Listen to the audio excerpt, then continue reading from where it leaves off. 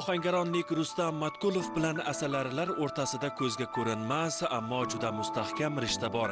Har ikkisi ham mehnatga mehr qo'ygan. Rustam nafaqat asalarichilik bilan mashg'ul, balki oziq-ovqat mahsulotlari ishlab chiqaruvchi yirik korxonalar rahbari hamdir. Uning faoliyatida oziq-ovqat tarmog'i bilan asalarichilik o'zaro chambarchas bog'langan. Ohangaronda asal tayyorlash jarayoni nafaqat tabiatning ne'mati, balki uni ishlab chiqarish madaniyatini ham o'z ichiga oladi. Rustam asalarilardan ilhomlanib, insonlar uchun nafli va toza mahsulotlar yaratishga intilmoqda. Bizning asalchiligimiz yiliga 50 tonnadan oshiq asalari ishlab chiqarib, ichki bozorga taqdim etamiz. Undan tashqari asalari uyasini chet davlatga eksport qilamiz, xususan Rossiyaga furada eksport qilamiz. Hozirgi paytda 800 tadan oshiq yashig'imiz bor. Shu yili kengaytirmoqchimiz. O'zi xalqimizda bir gap bor, asalarichilik bu 7 xazinadan biri degani. Umuman olganda biz o'zi korxona bo'lganimizdan tashqari bizdan ham mana xonadonlar 5 ta 10 ta yashiq olib ketilib, mana o'tgan yiliga kelganlar 5 ta olib ketgan bo'lsa yashig'ini, bu yil o'sha 10 ta qilyapti, 15 ta qilyapti. Bu degani bundan daromad ko'rib, shuni hisobda kengaytiryapti-da. Endi Angrenni asalasiga keladigan bo'lsak, bizda havoimiz nisbatan tezroq isiydi, kechroq sovuq tushadi. Shuning uchun mana ob-havoga qaraydigan bo'lsak, bizda asallar uzunroq turadi va tog' va dala asali bizda yetishtiriladi.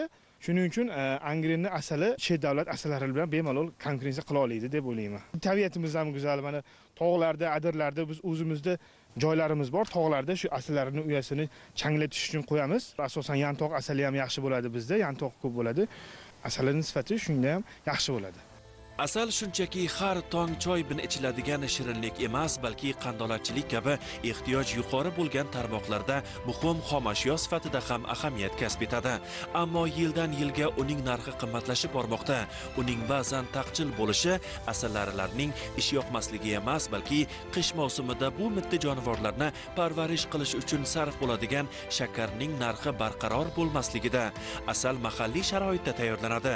Asallarni sovuq mavsumda oziqlantiradigan shakar esa asosan import qilinadi. Kuni kecha, ya'ni 18 aprel kuni davlatimiz rahbari raisligida o'tkazilgan video selektor yig'ilishida esa shakarga aksiz solig'i bekor qilinishi aytildi. Bundan tashqari quruq sut importiga qo'yiladigan cheklovlar ham olib tashlanadigan bo'ldi.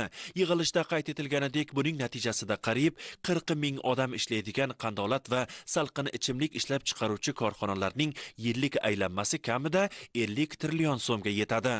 Mana kuni kecha prezidentimiz tomonidan selektor o'tkazildi. Bu juda katta qarorlar chiqarildi. Xususan mana chetdan keladigan shakarlarning aksizini olib tashlandi. Mana qandolatchilik sohasida ham juda katta o'zgarishlar bo'ldi. Bu degani qandolatchilik bu asal bilan chambarchas bog'liq. Bu degani bizga ham miqdorimiz oshadi.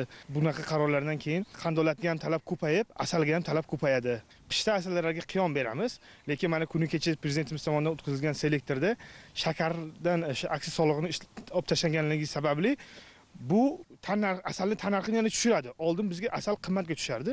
Hozir endi tan narxi tushsa, biz yanada miqdorimizni kattalashimizga olib keladi bu narsa. Va eksportni ham oshirishga sababchi bo'ladi.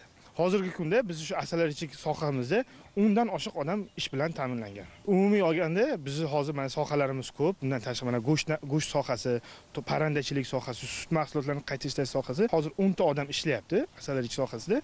Biz o'shani kelajakda 20 ta, 25 taga yetkazmoqchimiz. Bu eng yaxshi tomoniki, biz shu ishchilarning miqdorini oshsak, albatta o'zimizdan bo'ladi. Bu chetdan ishchi olib kelmaymiz. O'zimizdan mana har yili 3 ta 4 ta shogird chiqarib, ularni yetishtiryapmiz. Bu albatta shu xalqni ish bilan ta'minlashga va kambag'allikni qisqartirishga olib keladi. Dunyoda yuz berayotgan iqtisodiy tebranishlarning soha va tarmoqlarga ta'sirini kamaytirish chora-tadbirlari muhokamasi bo'yicha o'tkazilgan yig'ilishda O'zbekiston iqtisodiyoti jahon iqtisodiyotining ajralmas qismi ekanligi ta'kidlandi.